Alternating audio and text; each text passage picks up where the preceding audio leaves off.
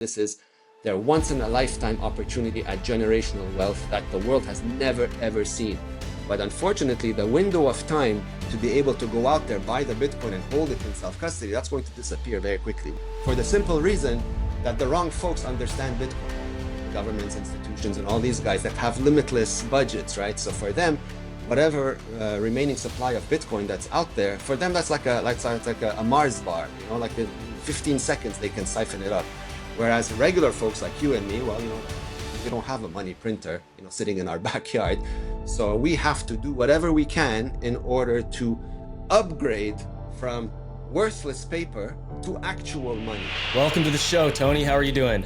I'm great, Kyle. Nice to be here, man. Thank you for the invite. Thank you for making the time for it. And I figured a good place to start the conversation is just to center around what is the opportunity like around Bitcoin right now? $100,000 per coin. How do you think about Bitcoin's potential future valuation, purchasing power? Where are we at in the arc of Bitcoin adoption? Well, for me, 100,000 and one penny are identical at this point. This is how early we are in my head. People always panic about the price, and I keep reminding them that the fiat price is the most worthless metric you can use to dictate when you should or shouldn't get into Bitcoin. What you're working for now is rubbish. It's complete toilet paper. It's a complete waste of time, really. So the fact that, when somebody asks me, should I get into Bitcoin? I'm like, what are you waiting for? Like, what are you doing if you're not getting into Bitcoin? You're essentially, spending your time and energy for nothing. And they just look at you like upside down because, of course, that's all we've known since the day we were born. But it takes like a good amount of unlearning, right? I mean, for Bitcoin to make sense, even when I first stumbled upon it, I thought it was like too good to be true. And it took me, like a few weeks really to try to blow it up myself to make sure that I wasn't setting myself up for hopium. But I come from the world of tech, so it was a pretty quick understanding, like from my side of things. And when it clicked, I was like, uh-oh, wow, all right, so somebody actually created this and it's actually working. And I was like mind blown by it, and that's when the rabbit hole adventures began. So are we early to Bitcoin? Prehistoric early, but the way things are going now, I think we're going to shift from that prehistoric to absolutely, completely out of the game late in about 24 hours. It's just waiting on a trigger. That trigger can happen any moment now. And if you just have to follow, the geopolitical situation globally, everywhere you look is bad news. So to me, it's like a rumbling volcano just waiting to go boom. And when that boom happens, that's when you're too late. It's well said. What do you think that boom is? Is it government printing money and buying Bitcoin publicly, or what do you think it is? Is there a tipping point where masses around the world, from a retail perspective, figure out Bitcoin? That's a very good question, and it's very hard to pinpoint the answer, but what I can tell you from experience, at least my life experience in Lebanon, that it doesn't have to be anything sophisticated. I don't know if you're aware of what caused the trigger in Beirut, but it was something as moronic as a politician, deciding he wanted to tax a WhatsApp conversation. That was the needle that popped the balloon in Lebanon. So you see, it was something very, very simple, but very stupid at the same time. I suspect something similar is going to break somewhere. And when it does, that's when, it's like the line in the sand. People are like, we've had enough. And that's when all hell breaks loose. What that is anybody's guess, but you can just feel it in the air. I mean, just read the news. I mean, sometimes I try to, take a break from the screen just because I don't want to drive myself crazy, like keep myself desensitized to this news, but it's all around you. Like if you don't listen to it, somebody's going to call you and is going to talk to you about this. And if you don't answer the phone, on one side, well, you're going to get 10 other phone calls from the other side. At some point, you're going to keep having to interact with it, which is very tiring. Yeah, so when I first heard your story about waking up in Lebanon and basically all of the banks had been closed, the money had been confiscated, I thought to myself, this must have been 20, 30 years ago. I was like, oh, this hasn't happened recently. It didn't even make the news. It didn't even cross my radar. Do you think that something like that is possible in the West, in the US, or in Western nations? And how do you evaluate the risk of like a major situation where they call it the Great Reset, the Great Taking? How do you kind of think about that happening in the West? In my head, it's 100% guaranteed about it's going to happen for sure. There's no way around this. And the reason is very simple. The mechanics of the crash in Lebanon wasn't specific to the country.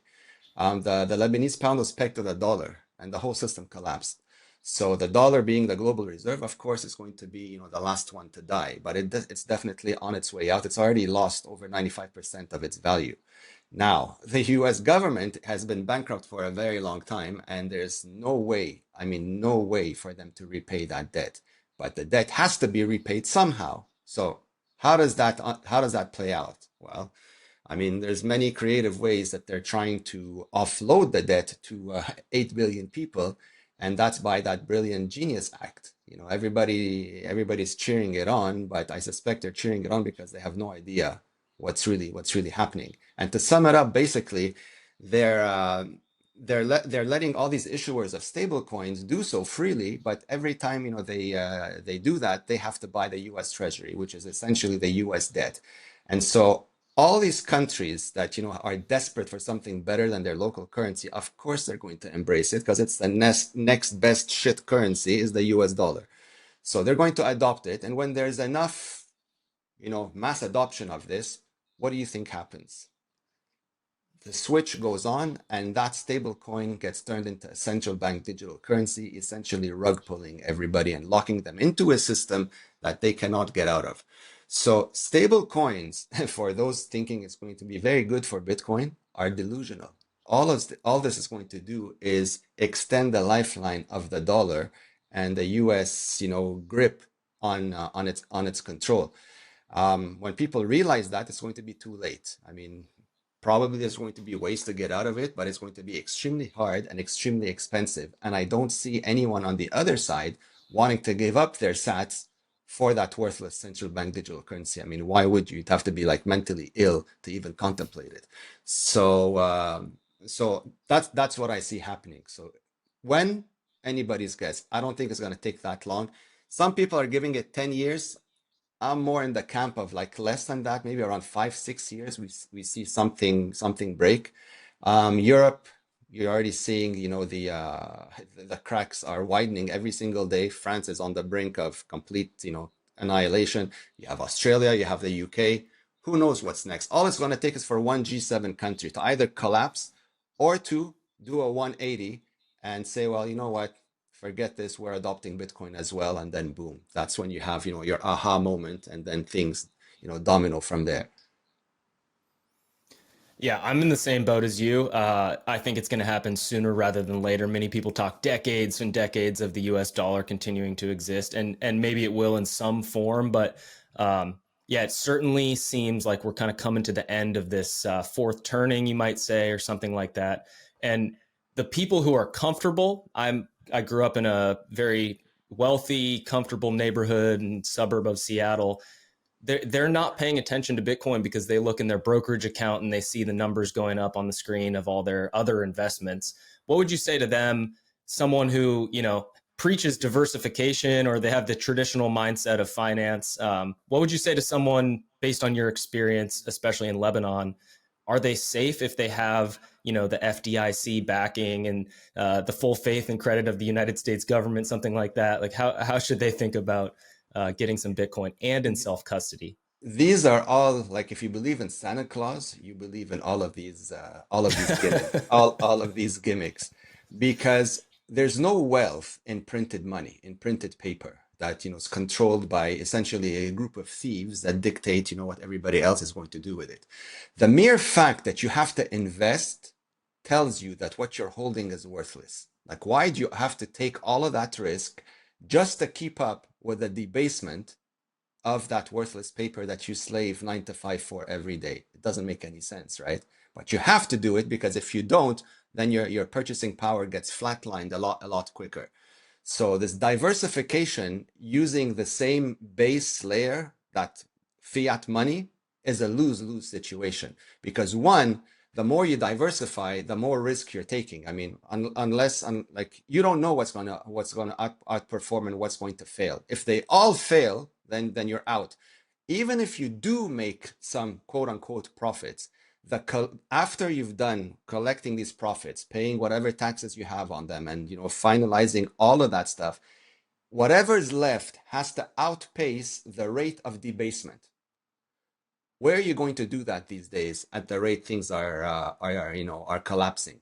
It's going to become extremely difficult. So there is no investment in the world that you can find today, first of all, that's going to outperform Bitcoin. Bitcoin, like it's in its like worst year, will give you like a 40% CAGR. Where are you going to get that elsewhere? And all you have to do with Bitcoin, if you wanted those returns, is just hold it in self-custody. It's the simplest, most brain dead activity you can do, is just hold that asset that's finite in supply, that no one can control or manipulate, and just do nothing Well, until the that to rest of me it. is, Yeah. yeah. Oh, I was just going to say that to me is the most beautiful part about Bitcoin. It gives you your time back instead of having a second job and all this stress and taking on all this risk, right? You earn the money once and then you have to earn it again by investing and picking the right places to put that money. Bitcoin has allowed me to just save, like my grandma taught me, right? Just save and live your life. So, speaking of that, you have found a way to blend, to bring together a deep purpose for helping people self custody, improve their cybersecurity, and also the residency element with the Bitcoin way. Talk to me a little bit about the inception of the Bitcoin way and how your guys' strategy has evolved over the years.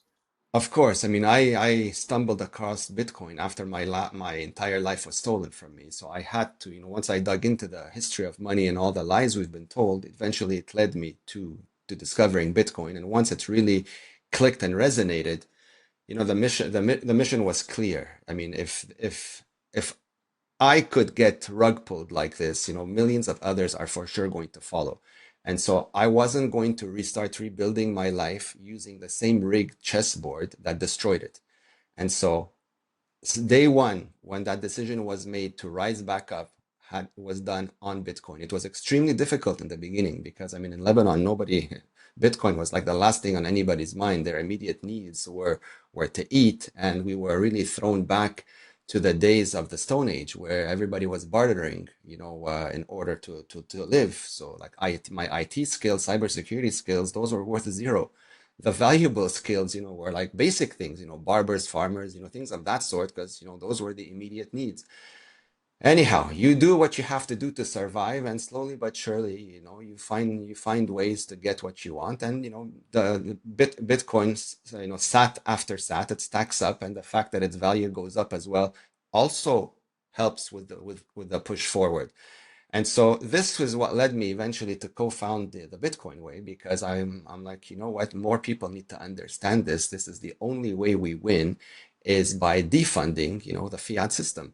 And you do that by having enough folks opt out of it. But in order to opt out, they need to understand what they're opting into, and more importantly, how to opt into it safely without losing everything themselves.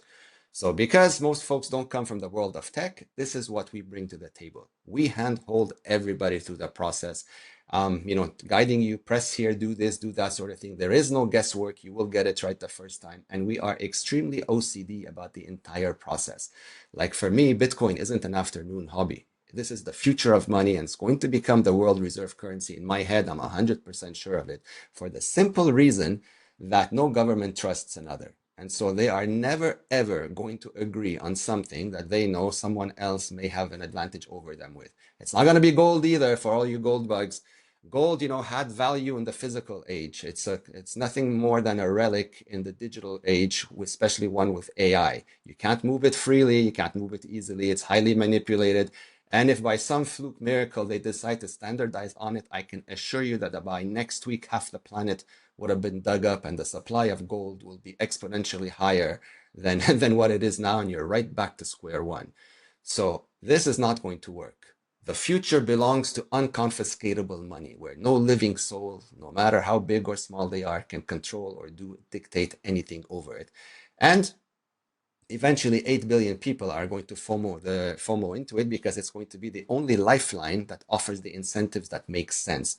No one's going to want to live the life of a donkey, which is essentially exactly the life you're going to be living on if you get stuck and it's under a central bank digital currency regime, especially one that's tied to a digital ID and a social credit score.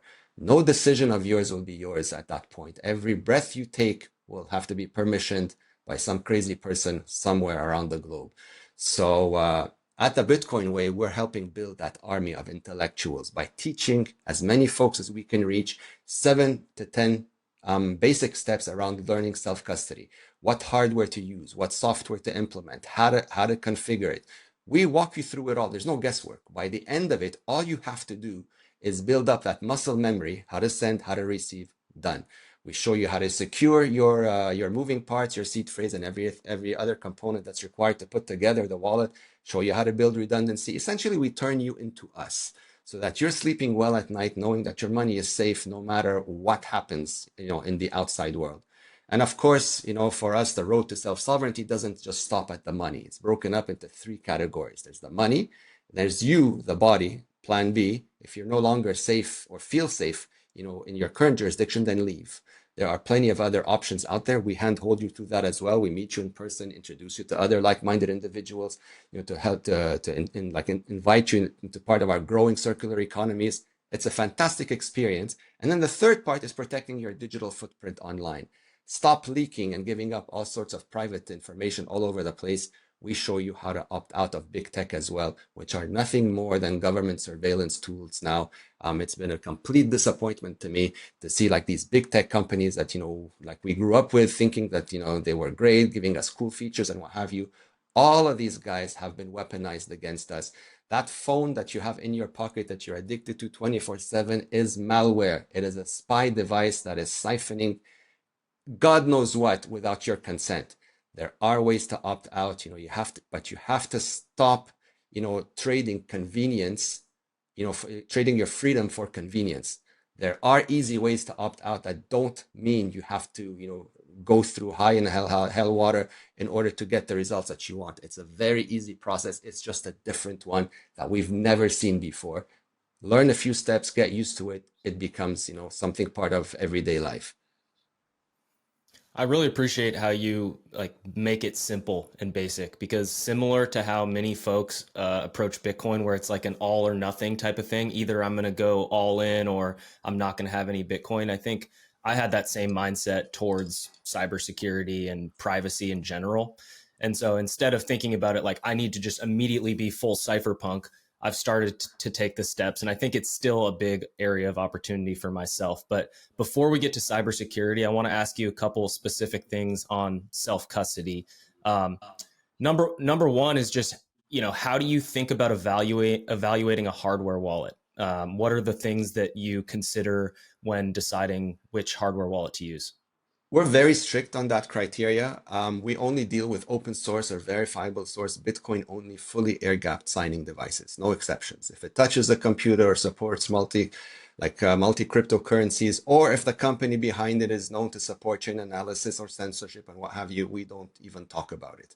So we don't need an open buffet of products. We just need, enough of them out there to meet these requirements. And, fortunately there are. And these are the products that we put on our recommendation lists and we send out to folks when they sign up. They order the ones that they want directly from the manufacturers. We don't sell any products. And then once they receive them, we hop on a call, just like this one, and we get to work with the whole setup and configuration. So there's no shortcuts or workarounds in any of the process. If the client doesn't want to meet our strict guidelines for security, we will not work with them. It's as simple as that, because at the end of the day, we're here to make sure that you don't lose your funds and that the risk of you having an oops moment is as close to zero as possible. But in order for that to happen, you have to be willing to do the work. If you don't want to do it, that's cool, but we will not work with you either. And so far, we've been seeing, an explosive response of folks that are, starting to pay attention to Bitcoin in the way that they should, is that Bitcoin is a savings. It's not an investment. It's not a speculation. It's not a stock or a share that you have to buy in order to sell later for worthless paper. This is not what it is. This is freedom money, right? So, and the only way you win in Bitcoin is by learning how to hold it yourself. That is, in fact, the Bitcoin revolution is self-custody. This is why you never hear The legacy world mentioned these two words, self-custody. It's like they're gone from their dictionaries, and there's a reason for that. It's because those two words obsolete them, and of course, nobody wants a threat to the system, so they pretend it doesn't exist, or they try to push a narrative that keeps people distracted away from that. This is why I call these, like nation state adoption of Bitcoin the way they actually attack it, because they can't hit it head on with the tech. They know they're going to lose. They've been trying for 16 years. It's not going to happen. So the only way, that maybe they succeed is by trying to convince enough people, again, to give up their freedom for convenience. The ETFs, the Bitcoin treasuries, borrow against your Bitcoin, everything that involves counterparty risk, they will always market as, the best thing since sliced bread. And those that don't know any better foolishly go in that direction because it's similar to what they've always known. Shift the responsibility to someone else. Except this time the game is very different. Bitcoin is not dollars, it's not fiat paper, it's not worthless, trash printed out of thin air. This is the world's most scarcest asset, and they all know this and they all want this. So their only objective right now is to separate as many folks from their Bitcoin as possible. And the way they're going to do it is by, duping folks to willingly give it up by, again, custodying it with third party, involving institutions for the protection of their Bitcoin, everything other than them, stepping up to the game, learning 7 or 8 new steps and holding it themselves. And then when the time is right, like when the moment is ripe, that's when you're going to see the confiscations, the hacks, the oops, it's not our fault, something broke, but your money is gone at the end of the day. Expect this. I keep telling everyone I talk to, this in my head is 100% coming. It has to come because it's the only way they sort of like stop the they stop like from Bitcoin taking over everything, because these two worlds cannot coexist. Like there's one world, our legacy system, which was created to steal, censor, and control, and you've got the other world, Bitcoin, which was created to enrich, free, and empower. Oil and water, they cannot mix. At some point, one of them is going to destroy the other. And which one would you bet on right now? I definitely don't bet on fiat. So, in order for that not to happen next week, right? Well, they have to keep putting roadblocks, taking advantage of the ignorance of the masses, which unfortunately to this day is still, very, very prevalent. But you don't need 100% adoption for Bitcoin to win. That's the part that's the ace in our hands. All you need is enough people to adopt it and opt out, and then the fiat system withers to irrelevance on its own, right? So, and this is what we're starting to see. Just look at the hash rate, look at the hash power. That's their only real metric that matters in Bitcoin, and you can tell that it's through the roof every single day. It's higher and higher. The fiat price is worthless. It's you, like if you're measuring your wealth with by dollars or euros against your Bitcoin, you're doing it completely wrong. This is like the most worthless metric. Ignore it completely. Forget it even exists. Your only objective here is to have more Bitcoin than you had yesterday. If you're able to do this, you're definitely on the winning side. And if you're holding it yourself, you've already won. It's just a question of time before the rest of the world catches on to that. Very well said.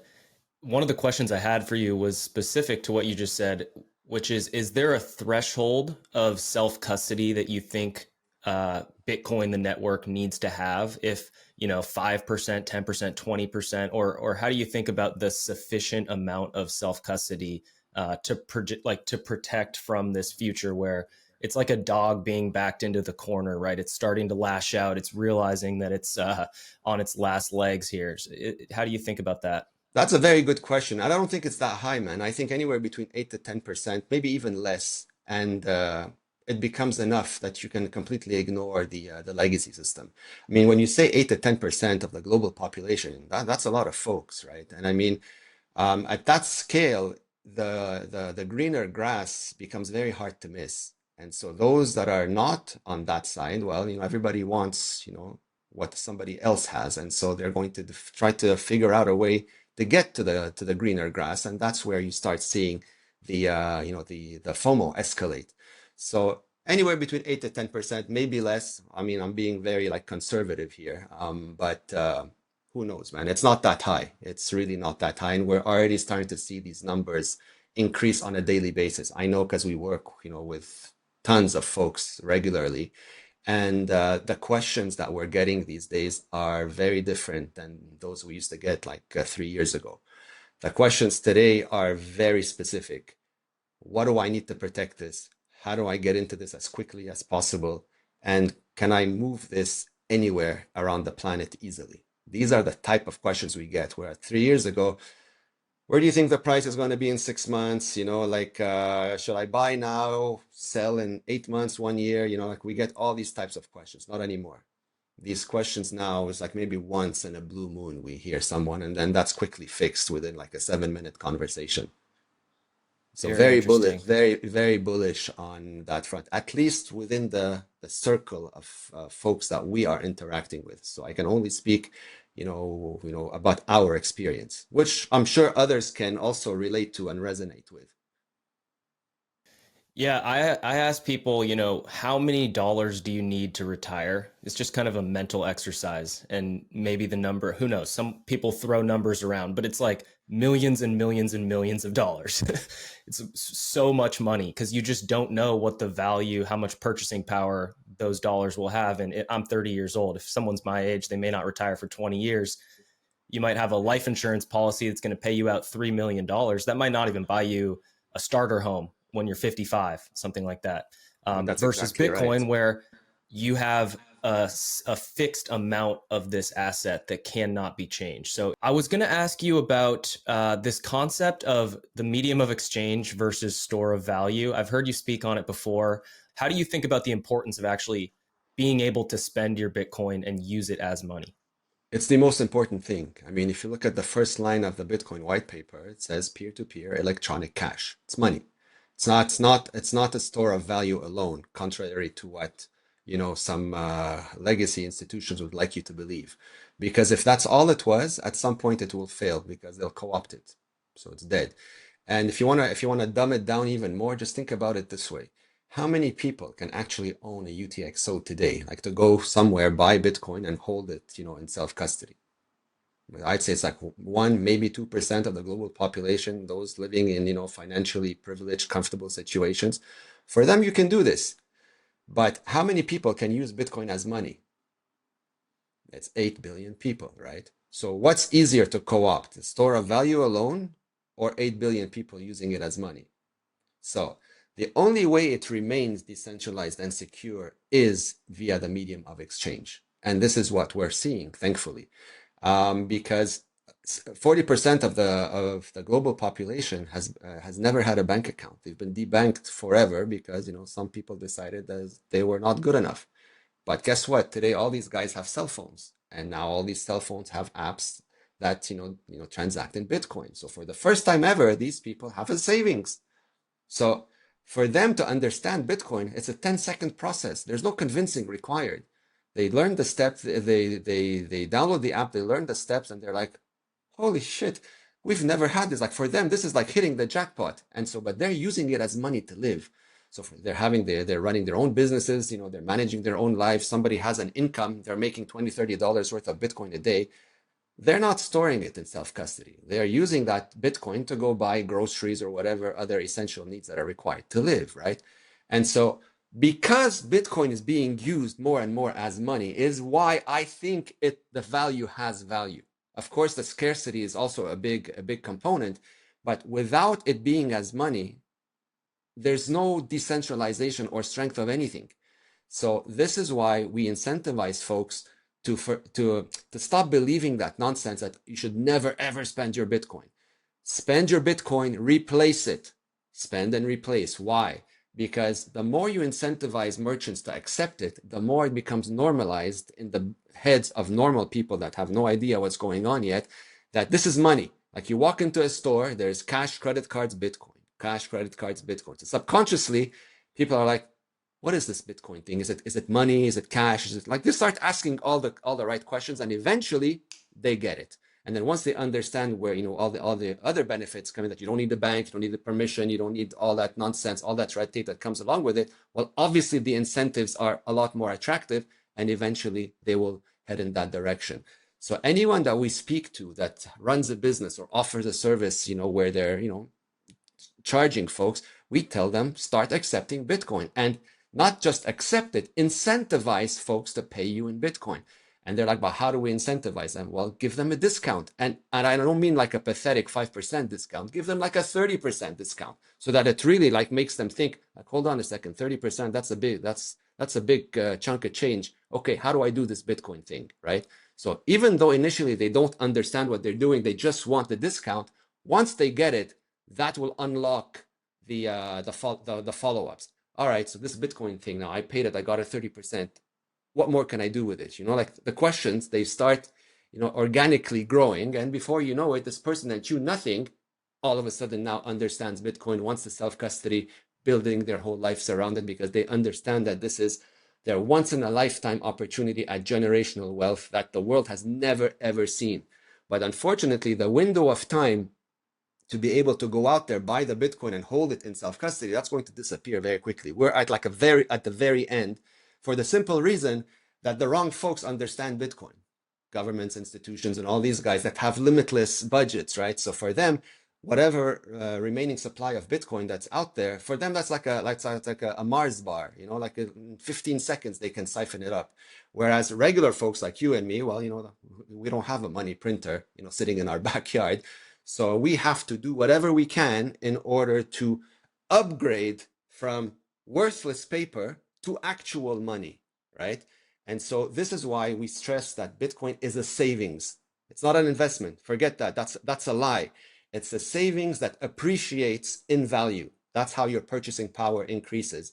And because of its scarcity, whatever amount of Bitcoin you have will become worth exponentially more than you can possibly imagine at some point in the not so distant future. Again, the finite supply, 21 million, enshrined in code forever.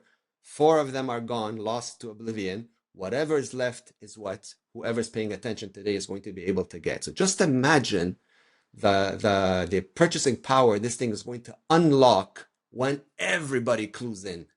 So the multiplier effect of the store of value, the medium of exchange, and the unit of account, all of a sudden, it's like a pinball machine going crazy, right? Everything falls into place. It's a great analogy.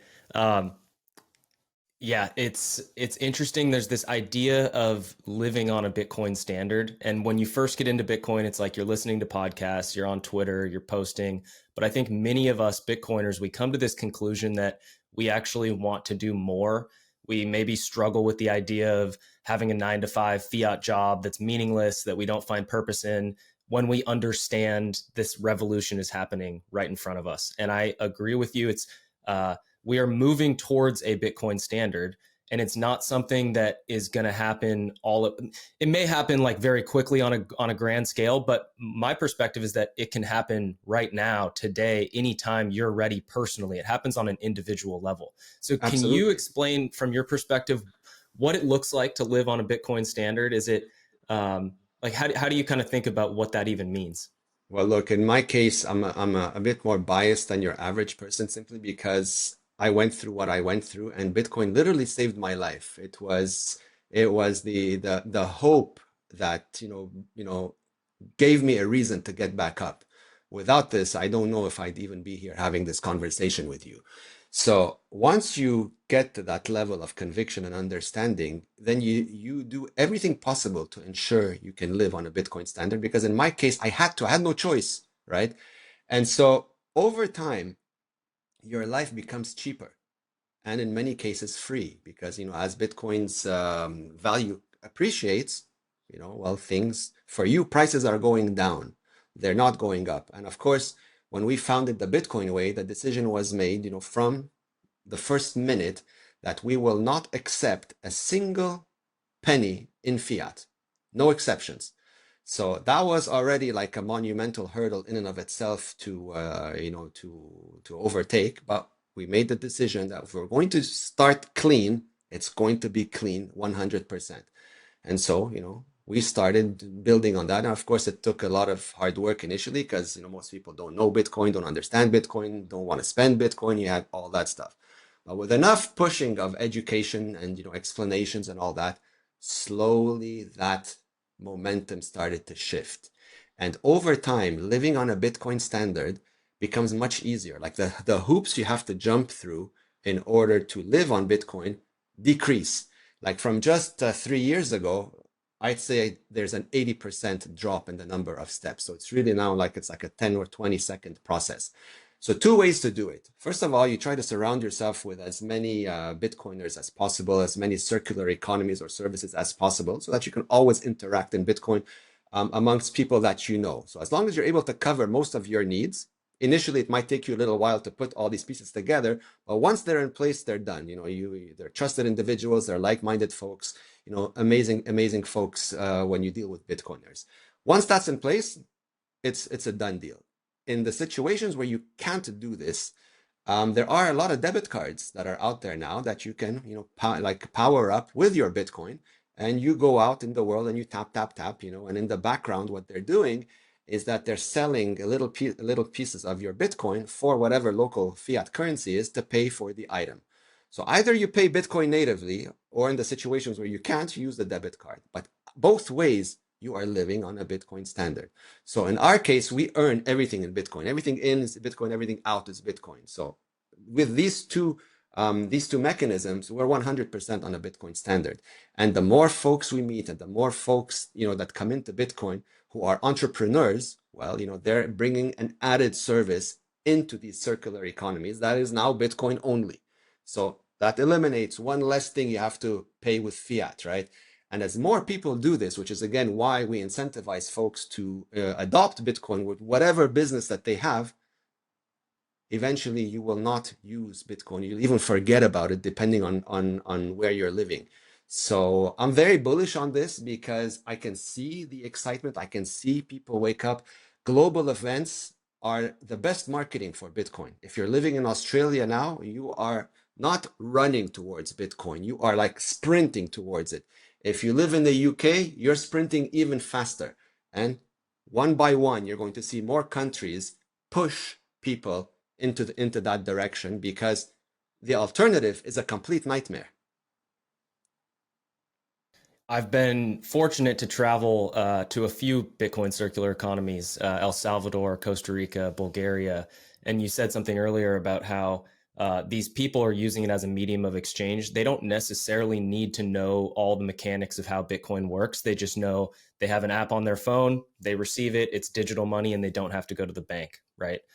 So I think that's seeing that firsthand, it helps you actually realize and understand where we're going into the future. If you just hold the number or you just see the number on a screen, rather, you don't actually experience in real life what this transition is doing. And I personally believe when the history books are written, the hyperinflation of the US dollar started in 2008. It's already happening. Many people are, oh, is hyperinflation happening? Well, I mean, if Bitcoin's going to become the global reserve money, that's going to be the way that we judge the value of everything else in the world, then it's already started, right? And so I really appreciate the sense of urgency that you bring, because I think this is a matter of, I don't mean to say it get too heavy, but life and death, right? Like if you're trying to make it through this crazy world that we're living in, again, like so much chaos, what I've found is that there's one way, and it's the Bitcoin way, and not to make a cliche there, but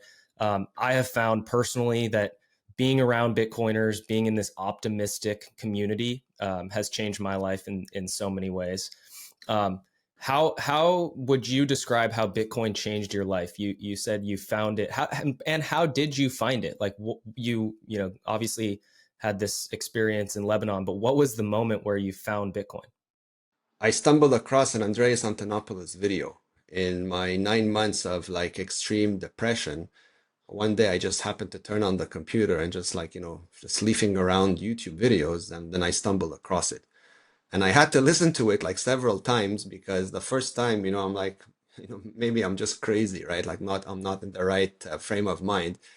And for the first time ever, after like almost 9.5 months, this is when I smiled, right? For the first time, which freaked out a lot of folks around me because they were wondering, what happened. And so this is what got me down the rabbit hole. But again, like I said earlier, I needed to be sure that I wasn't setting myself up for hopium simply because I was in such a dire and desperate situation that anything, would sound amazing. So Bitcoin in my case was my lifeline. It literally saved my life. Without Bitcoin, I don't think I'd be here today, honestly. I mean, as dark as that sounds, I don't like to talk about this, but since you asked, in my case, it's that's why for me it's very personal. What I do on a daily basis at the Bitcoin way has nothing to do with money. They stole my entire life. I was very successful previously, essentially retired, right? Like I was living the life any, well-off fiat successful person would be living, and then it was all gone overnight. And so when that happened, that version of me also died completely. But one thing I realized is when you're dead is that you're actually also free. And so Tony 1.0, like I quoted, is no longer here. Everything that guy used to like and like always strive to get, like the nice cars, the homes, all that, fiat rubbish, I don't even think about for half a second anymore, as crazy as it sounds. And when folks that know me hear me say this, like they pause and they look at me weird, like they think I'm on drugs or something. And I tell them, no, I'm not on drugs. I'm perfectly fine. But I can assure you that you can put a Ferrari in front of me right now. I'll tell you, yes, it's a beautiful car, but then I'll walk away from it in 10 seconds and not think about it twice. That wasn't me before, because I was also brainwashed to think you have to have the homes and the cars and the this in order to to be considered successful, in order to feel good and prestigious in life. You needed all of this glitz and glamour. You don't need any of it. In fact, today I live by the motto that everybody was petrified of: own nothing and be very happy. There's not a single asset to my name other than maybe my toothbrush. Other than that, nothing. And if you ask me, I'm the happiest I've ever been in my life. The most rewarding thing for me these days is the experience that I have meeting folks, Bitcoiners that I interact with. That is worth everything. It's why I wake up in the morning. It's why I do what I do. For me, it's a mission. It's no longer about the money. Yes, of course, now I don't have to eat spaghetti and rice cakes anymore for 9 months. Sure, that's good. But if you think I'm chasing five-star hotels and luxury items and all that, you are sadly mistaken. This is what I own. That's it. And this is all that I want, the experiences with the folks that we get to meet. This is how Bitcoin changes you. It makes you revalue your time and your time and energy, right? Like you're no longer wasting it on these frivolous distractions. You're actually focused on productivity and things that bring real value to the world, that help others, that help lift others from whatever dire situation that they're in. This is what Bitcoin means to me. This is why I do what I do. Again, to build that army of intellectual and sovereign individuals so that they don't need anyone anymore either. And if they don't want to own anything either, they'll also be very happy because they'll own nothing but control everything. You don't like it in one place, pack up and leave. You have the freedom to do so. The money is with you. Your sovereignty is, enshrined in the way you live now. It is the most empowering feeling you will ever experience.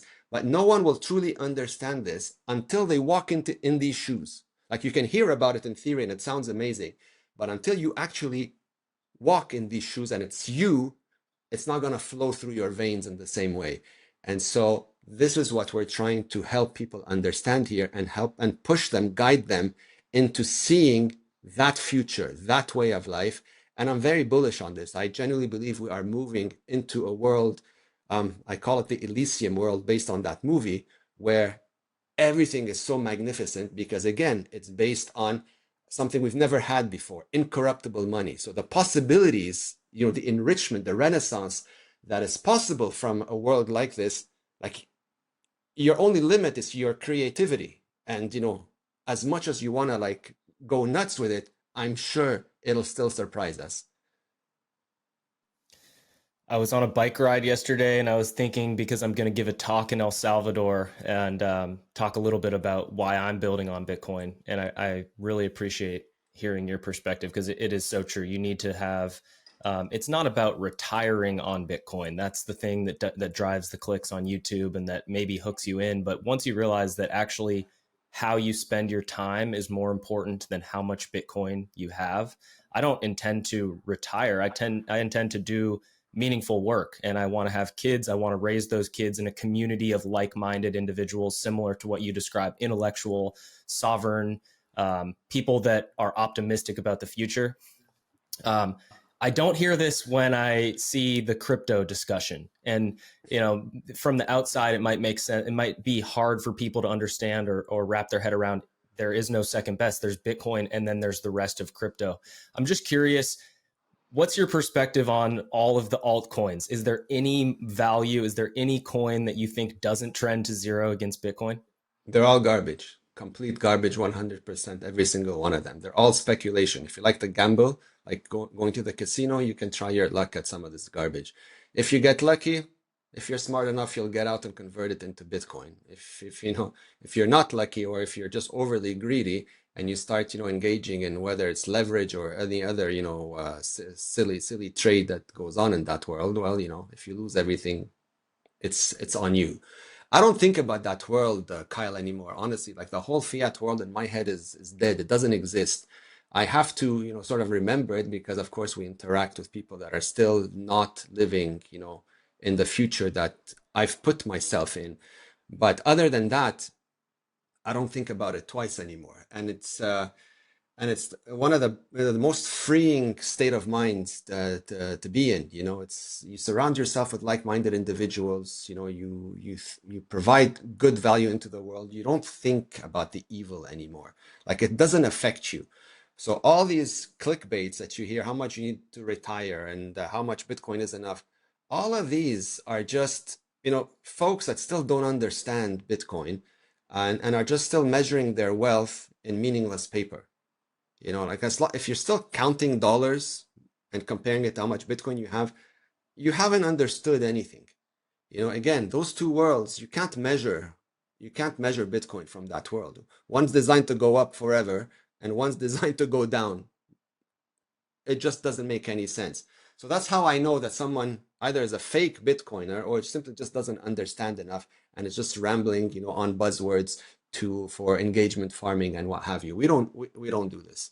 When somebody comes to us, like especially if I talk to them, I cut right to the chase. I'm like, everything you think you know about money and Bitcoin and crypto and all that, you have to forget about it. Bitcoin is the dumbest, most simplest thing. Scarce, permissionless, trustless, unconfiscatable. You learn how to hold it yourself.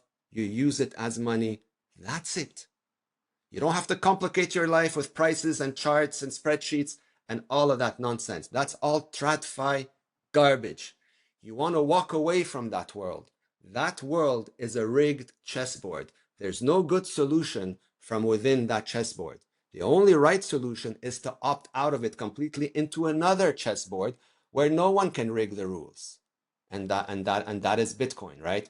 So I was in Kuala Lumpur not that long ago at like a big conference over there, and the underlying theme for all these high net worth individuals, which blew my mind, was like, well, if you have a problem with a bank, just go to another bank, a better bank somewhere else. I'm like, what are you guys smoking? Like, haven't you learned anything or been paying attention to anything in the last 17 years? That's not the solution. A better bank is not going to fix your problems. It might, remedy like something temporarily, like a used band-aid. But at some point, that bank is going to fail you as well. And then what are you going to do? You're going to keep playing musical chairs with every bloody bank around the planet until one of them completely confiscates your funds. And so we had this conversation with people, and they're like, "How come nobody mentions this?" I'm like, "Because their their incentives, force them not to talk about it. If somebody's paying you to sell a service based on the legacy system, of course you're not going to talk about Bitcoin. It doesn't serve your purpose." And so essentially you're being lied to because they're masking the truth by keeping you blinded and distracted by the rubbish that they want to sell you. We don't do this.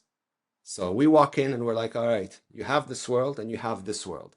This one offers you this and this one offers you that. Which one do you like? Anyone with half a brain is always going to pick Bitcoin. Let me switch gears a little bit because I took the Bitcoin Way test, the quiz on your website before this podcast, and I wanted to see, where I was at. Apparently, I'm a toxic Bitcoin maxi, but I didn't get 100%.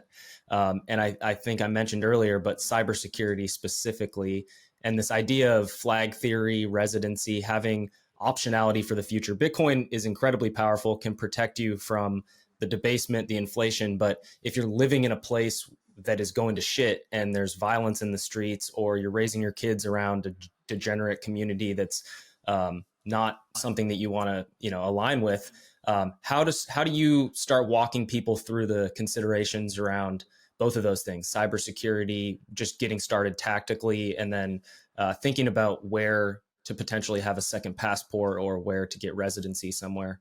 Yeah, of course. I mean, I rank these priorities: money first, body second, digital footprint third. And the reason why, of course, the money, if that's not in your control, you're a sitting duck. But if your money is okay, but you're physically living somewhere that is not safe, then you still have a big problem to deal with. I know this from experience because I lived it. It's definitely not a good place to be. And so that's where Plan B residencies, have extremely high value. Like, I mean, we call them a Plan B, but it's becoming more of a Plan A, depending on where you live. The urgency is more pressing. You want to live somewhere that doesn't treat you, first of all, like cattle, and is not going to constantly coerce and attack you, and that doesn't hate you. Essentially, at the end of the day, they still respect you as a human being. There are places right now. Our main focus is on Central is on Central America, and for many reasons. One of them primarily being that they are very pro Bitcoin. And I see these areas becoming like the Monacos and Beverly Hills of the new world, whereas traditional countries, those are going to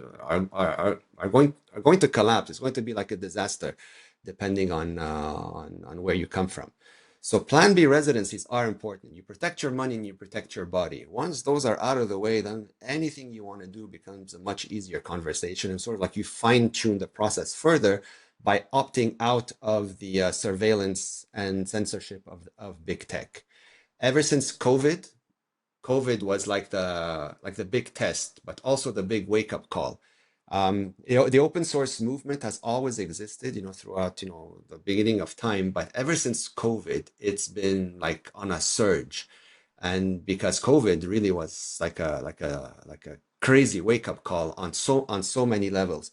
And so where we focus right now is protecting the digital footprint, both on computers and on phones specifically. You can, opt out of using an iPhone or a standard Android device by adopting, privacy phones, where we can strip the operating system from the device and lock it down with one that is specifically built to resist all of this stuff. There's no telemetry, there's no spying, there's no tracking. Every app is sandbox, multiple user profiles. You can lock it down with VPNs, privacy, firewalls, AI, real-time threat detection.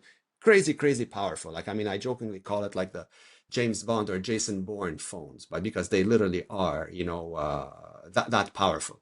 And you can use them, with or without a SIM card. And if you wanted the SIM card, you can even buy one anonymously, paying with your Bitcoin. So there's no identity of yours. There's no KYC information of yours sitting on a database that is waiting to get hacked or leaked somewhere. So all of these options exist, but most people aren't even aware of them. And so we're trying to bring out the education and the awareness, pointing towards them. And of course, those that are, that want them, are interested in them. We remove the technical barrier, that's usually involved, with these products, by press here, do this, do this, do that. We walk you through it, done. You just end up with a working product that you're comfortable, with 24/7, and you go on about in your life sleeping better, knowing that you have opted out from a huge portion of headache that you thought you were stuck in for the longest time. And how does your guys' service work? How does the sort of the payment side of things work? Is it like a flat fee, or is it something Yeah. that's ongoing, or how does that? I'm very curious, and I've tried to learn a lot of this stuff myself. YouTube videos to get my node running, but it takes a ton of time, and I don't always have that time editing this Yeah. film right now. I'm just very busy, so I'm just curious for someone who wants to accelerate the process and use your guys' services, how it works. No, look, we want to cater to as many people as possible, so we keep our prices fair and we keep them all they make sense. We don't have any recurring fees. There's no monthly memberships or subscriptions. All our services are one-time fees. Everything is paid in Bitcoin, though we accept no fiat. And Mm-hmm. so for those that don't have Bitcoin or don't even know where to start, we direct you to where you can go, get started, purchase it safely, depending on where you're living. We'll help you get set up and what have you. And then, we help you pay the bill if you've never made a Bitcoin payment before. And as soon as it's detected and you become active in our system, then we connect you to our calendar where you can start booking, these appointments as close together, as far apart as you choose. We don't decide when we get on a call with you, you do. And then when that day comes, we see it, we hop on a video call just like this one, and we go through the process. Now, it's important to note that we never have any remote control on any of our calls. We only have the occasional screen sharing. Of course, we can follow along to guide you, press here, do this, do that sort of thing. But at no point in time do we touch your Bitcoin, do we sign your transactions. We don't do any of that. We don't need any personal or sensitive details from anyone. We're just here to educate and to show you how to put together this stuff, and more importantly, how to secure it, build redundancy, and use it so that it becomes as normal as having a cup of coffee. Like you become on autopilot with all of these things, even though right now, for someone who's just starting off, it may seem like mission impossible. I can assure Mm-hmm. you it is not. Everyone that we work with is not a cybersecurity expert. In fact, I'd say over 99% of folks that we deal with have zero tech background, not a single one. And they're more like in their 50s, 60s, 70s, well into their 80s. And they're all sovereign individuals today doing it all exactly the proper way. No steps are skipped, no shortcuts taken, from A to Z exactly as intended. So anybody can do this. You just need a good teacher to break it down into bite-sized pieces, spoon feed you those ABCs, and that's precisely what we do here.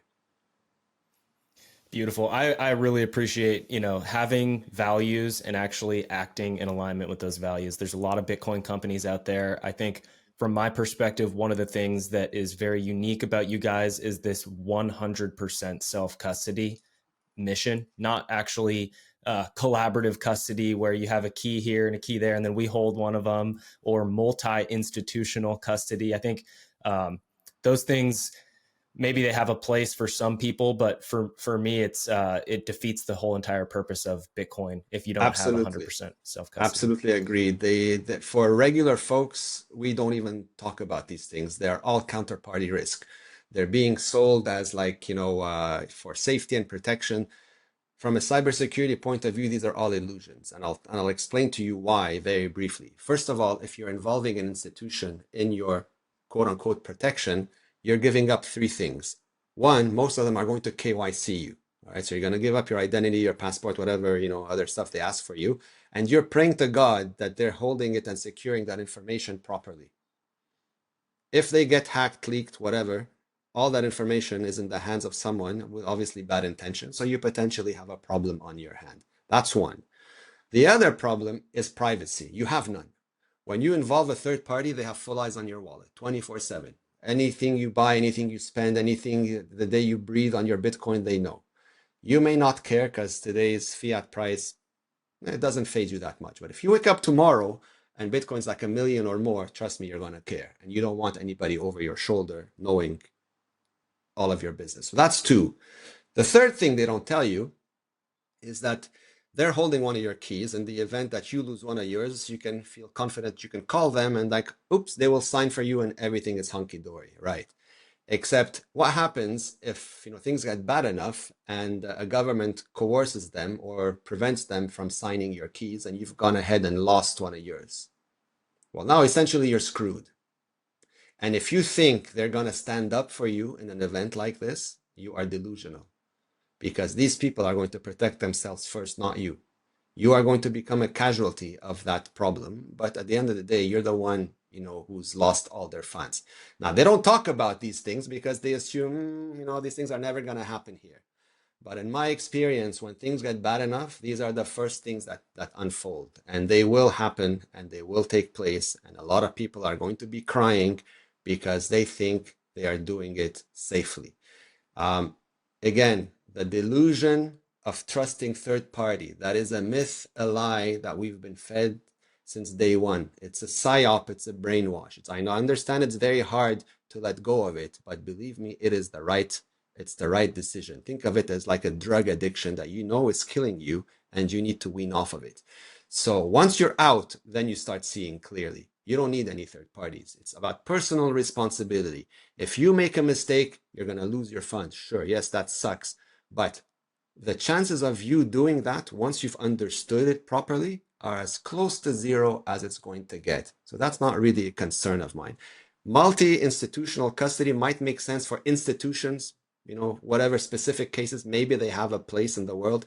But for regular folks, people like you and me and almost everyone out there, it's not for you. At least in my opinion, it's 100% counterparty risk that you do not need. No one is dumb enough to learn 8 steps. It's just a question of, sitting down, being open-minded to it, and just learning. It's very easy. And you'll see anyone who goes through the process with us understands that, why didn't I do this before, man? Like, I thought it was a lot harder than it actually is. I'm like, you see, you just had to sit and take the first step.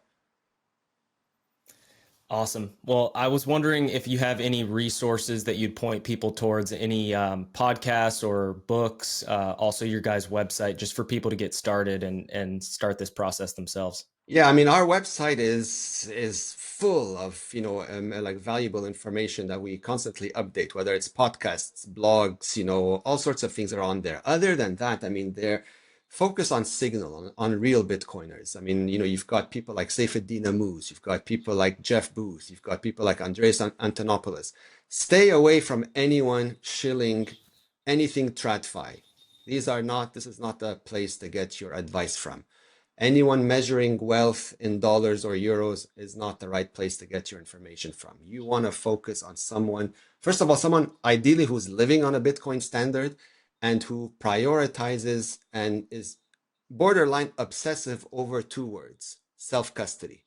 Because that is the only way you win in Bitcoin and the only way you preserve that generational wealth. Anything else, and I literally mean 100% anything else, outside of these 2 words is a counterparty risk that you don't need.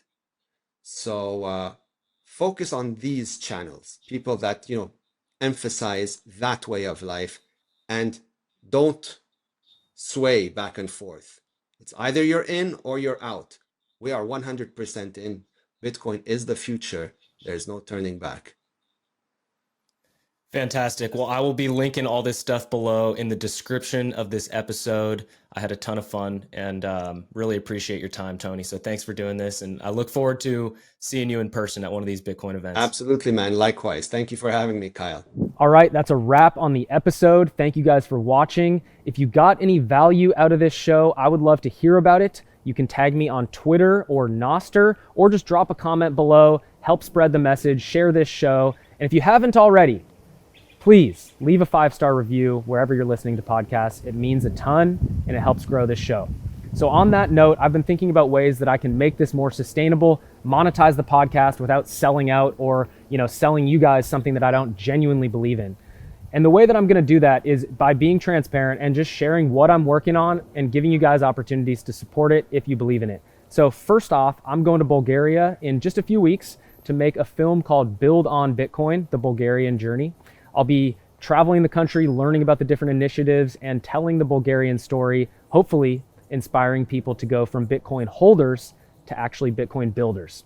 If you're interested in either supporting the project, $89 gets your name listed in the credits of the film, or just following along. We post all of our updates here on Geyser, and this is our Lightning address if you'd like to donate some sats.